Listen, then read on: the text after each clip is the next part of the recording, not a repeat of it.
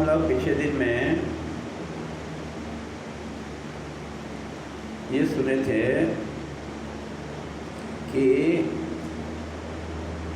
व्यास भगवान का पुत्र सुखदेव जो है अपने पिता से सहमत नहीं था कि विवाह करना चाहिए। उसके पिता उसको बहुत प्रकार से समझाए कि तुमको विवाह करके, जैसे मैंने विवाह किया है वैसा तुम विवाह करके घर बसाओ। और जो 4 आश्रम हैं, कौन सा? बाल्यावस्था, गृहस्थ अवस्था, वानप्रस्थ अवस्था और चौथा कौन है? संन्यास अवस्था, है ना। व्यक्ति के जीवन में 4 आश्रम होना चाहिए। कौन कौन सा? बाल्यावस्था, गृहस्थाश्रम और वानप्रस्थाश्रम और संन्यासाश्रम। तो पहले मानते थे कि व्यक्ति का जीवन जो है 100 साल का है, तो 25-25 साल बांट दिए थे कि 25 साल आप विद्याध्ययन करो, अध्ययन करने के बाद में 25 साल आप गृहस्थाश्रम में रहो और उसके बाद 25 साल जब आपका लड़का बड़ा हो जाए, ठीक है, तो आप जो है वानप्रस्थ है उनको छोड़ करके अकेले रहने का प्रयास करो। और संन्यास अवस्था है कि सभी कर्मों को त्याग दो। क्या करो? और कर्म के फल को भी त्याग दो।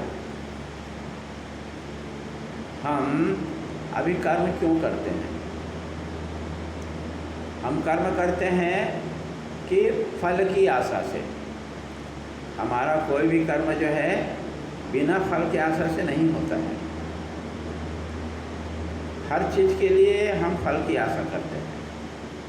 हम सत्संग करते हैं, स्वाध्याय करते हैं, मंत्र जप करते हैं। क्यों करते हैं? हमको सुख मिले। और कैसा सुख मिले? मतलब उसका कोई सीमा नहीं है। मतलब सुख का सर्वश्रेष्ठ जगह क्या सोचते हैं हम? सुख का सबसे अच्छा जगह जो है वो है स्वर्ग। क्या बोलते हैं? स्वर्ग। हम सब कोई जो है स्वर्ग जाना चाहते हैं, ठीक है, जाना चाहते हैं ना, ठीक है। तो स्वर्ग में क्या है? क्यों जाना चाहते हैं? स्वर्ग क्यों जाना चाहते हैं? क्योंकि असीमित स्वर्ग है, सुख है वहाँ पर। वहाँ पर जो हम इच्छा करेंगे वो चीज़ सामने में आ जाएगा। जिससे हम सुख लेना चाहते हैं वो चीज़ सामने में आ जाएगा।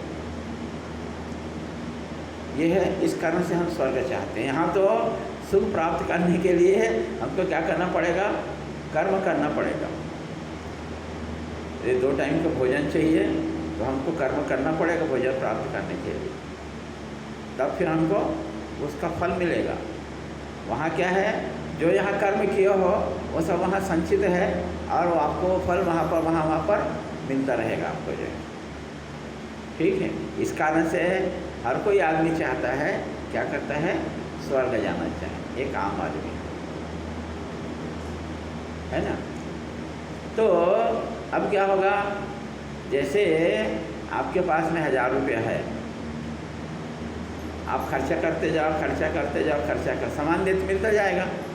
पर जब पैसा 1000 रुपया ख़त्म हो जाएगा तो आपको सामान कोई देगा क्या? कोई नहीं देगा। वैसे ही जितना हमारा पुण्य है वो पुण्य हम साथ में लेके जाते हैं और वहाँ पर वो पुण्य का क्षय होते जाता है धीरे धीरे। और जब 0 बैलेंस हो जाता है तो फिर क्या होता है? वहाँ से हमको ढकेल दिया जाता है। क्या करते हैं? ढकेल दिया जाता है कि भाई तुम पुनः अपना कर्म को करने के लिए पृथ्वी लोक में जाओ। तो कैसे आएंगे? बोलते हैं, शास्त्र बोलता है वहाँ से हम बादल में आते हैं, आकाश में आते हैं, बादल में आते हैं, बादल से वर्षा होती है, वर्षा के साथ हम नीचे ज़मीन में आते हैं, भूमि में आते हैं।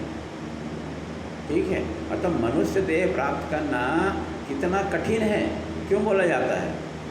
क्योंकि ये सब स्थिति से होकर के हम आते हैं। अब देखो, स्वर्ग से हम निकले, आकाश में आए, ठीक है, आकाश से फिर कहाँ आए? मेघ के रूप में, बादल के रूप में आए, बादल वर्षा हुई, तो वर्षा के साथ हम कहाँ पर आए? जमीन, पृथ्वी में आए। ठीक है, अब पृथ्वी में आए और हो सकता है कि जो है बादल का बूंद जो है जिसके साथ हम आ रहे हैं वो पत्थर में पड़ गया। कहाँ पर पड़ गया? पत्थर में पड़ गया, तो बेकार हो गया। वो मिट्टी में कहाँ आया? मिट्टी जैसे यहाँ पौधा लगाए हैं तो मिट्टी पड़ते, देखो पानी पड़ते हरा हुआ कि नहीं हुआ, है ना? वैसा यदि हम वर्षा का बूंद के साथ में आए हैं और यदि पत्थर में पड़ गया हम, तो बेकार हो गया। तो फिर से हमको क्या करना पड़ेगा? वर्षा के रूप में आए हैं तो सूर्य की किरणें होगी, सूर्य की किरणें से हम भाप बनेंगे और फिर ऊपर जाएंगे, ठीक है, और फिर मेघ के साथ में फिर वापस आएंगे हम। तो एक प्रयास हमारा विफल हो गया।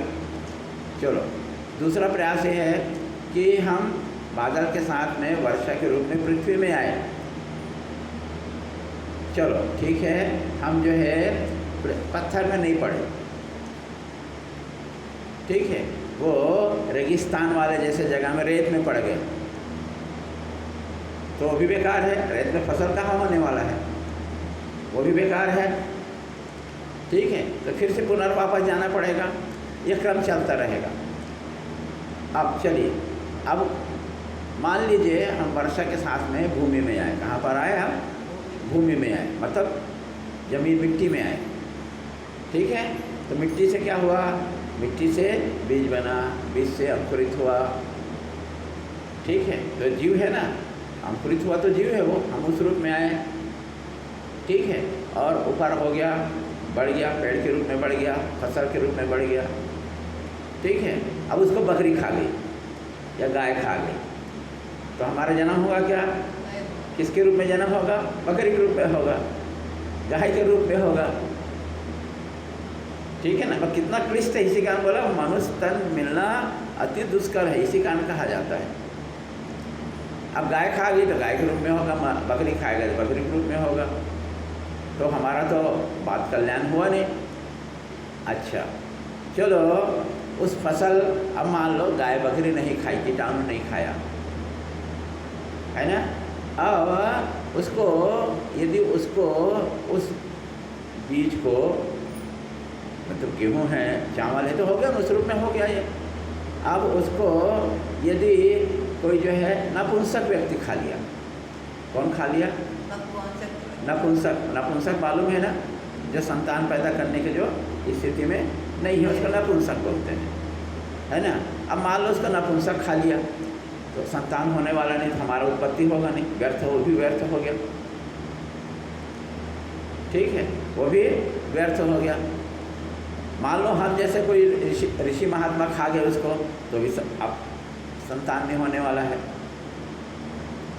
इतना प्रक्रिया से गुजरने के बाद में यदि कोई गृहस्थ उसको ग्रहण किया, तब कहीं मानव योनि होगा। और जितना हम जानते हैं, नहीं जानते हो तो बात की बात है, तो इतना प्रोसेस से गुजरने के बाद में तब कहीं हमको जो है मानव शरीर मिला।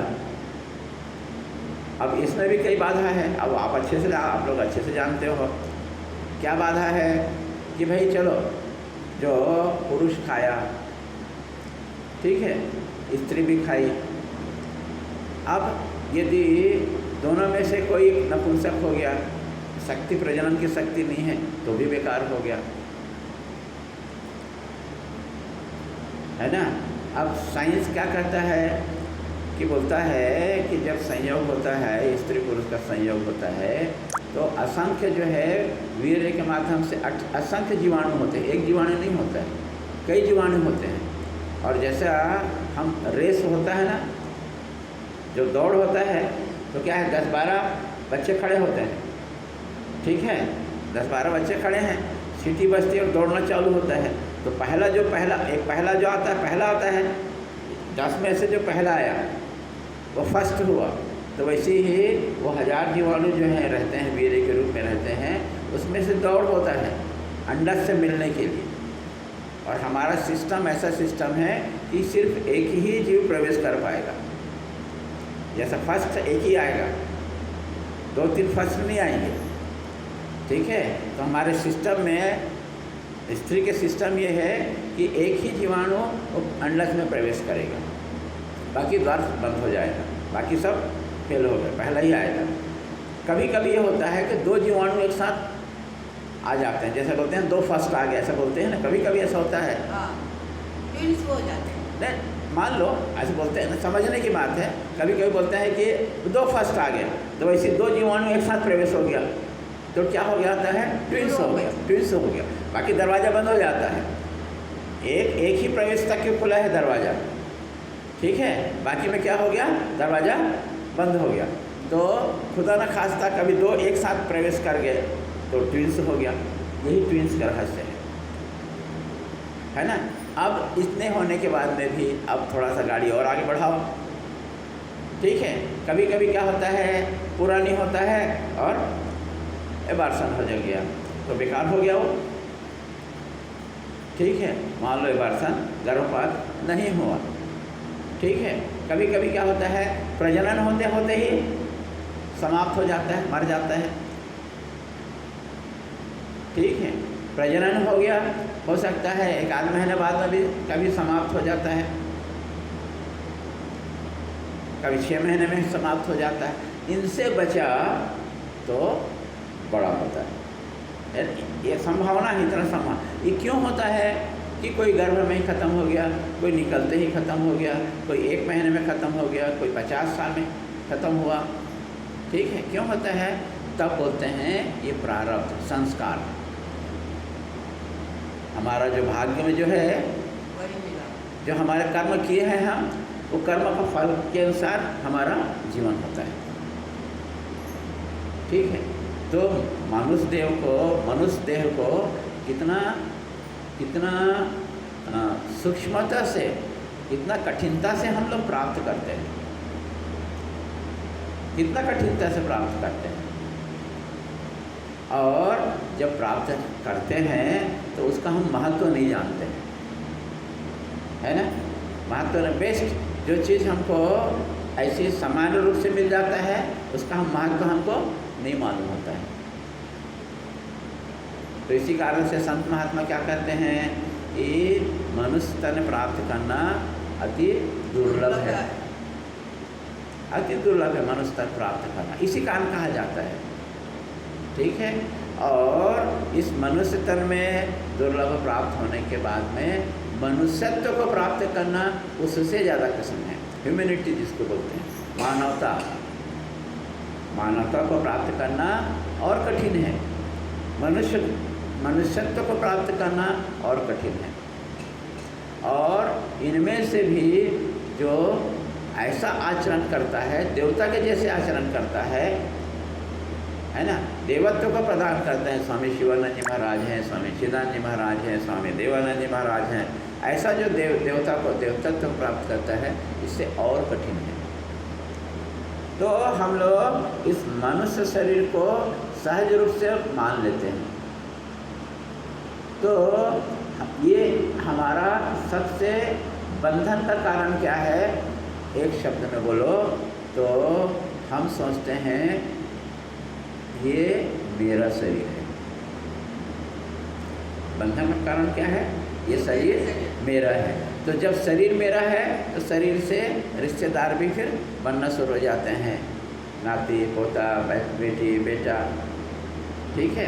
तो हमको क्या सोचना है, हमको सोचना है ये शरीर, ये सर्वोच्च साधना है कि ये शरीर मेरा नहीं है, इसमें पक्का होना है, ये शरीर मेरा नहीं है, मैं शरीर नहीं हूँ। आगे एक स्टेप और जाना है कि मैं शरीर नहीं हूँ, ठीक है। और आगे जाना है कि जैसा मेरा शरीर है वैसा, जैसे मेरे शरीर में आत्मा है, जैसे मेरे को किसी कारण से दुख होता है तो वैसा दुख किसी को मेरे कारण से दुख ना हो। सभी में वैसी आत्मा है, सभी में वही आत्मा है, ऐसा हमको अनुभव करना है। यही सभी में मैं हूँ, सभी में मेरे जैसे आत्मा है, ऐसा अनुभव करना है। इसी को मुक्ति बोलते हैं संक्षेप में, इसी को मोक्ष बोलते हैं। हरि ओम तत्सत।